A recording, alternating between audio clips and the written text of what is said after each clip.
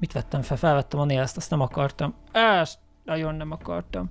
Ezt lehet kikenítni a széfet, ami ott van bent a szülők szobájába. Azt hogy kell megcsinálni?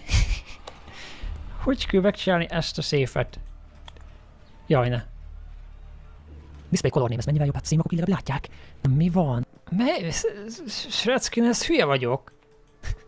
Hát ez a játék az gyerekeknek van csinálva, hát én most nem értem. Itt ebben YouTube videó nézés lesz. Azt kell nézni, hogy a közepe orange, igen, közepe orange, és akkor meg kell nézni az én Rubik kockámon, hogy ott van olyan, aminek a közepe orange, és akkor úgy kéne kirakni?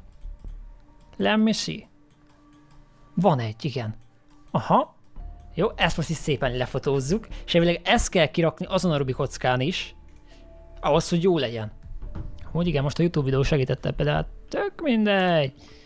Most akkor is végig fogom ezt játszani, hogyha belehalok. Az biztos. Jó. És akkor elvileg ennek pirosnak kell lennie. Red. Ennek fehérnek, ennek sárgának, ennek is pirosnak, orange, green, ennek is pirosnak, és ez pedig sárga.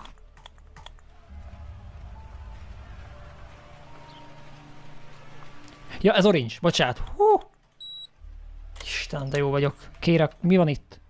A faternek a kulcsa. Oké. Hey guys, what's up? Today I'm going to show you how I received more resources in my favorite game. Valamikor a jövőben a kevésbé tehetősek olyan létesítményekben élnek, ahol szobabicikliket kell hajtaniuk, hogy úgynevezett meriteket szerezzenek. Ebből kell fedezniük a mindennapi kiadásaikat.